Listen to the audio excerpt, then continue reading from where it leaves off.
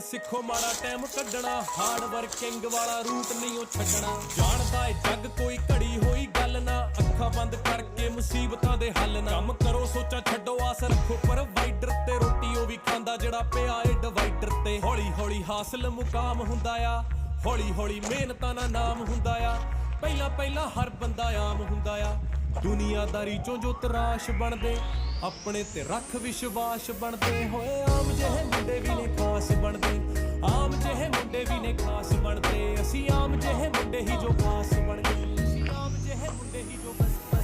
बस ऐसा ही वाहेगुरु सुख रखे मारा काम बोले मुने हम चुप रखे वही यार सारे बैठे जी वैगन में जो साथ मेरे घूमे थे स्कूटर ते बस ऐसा ही वाहेगुरु सुख रखे बस ऐसा ही वाहेगुरु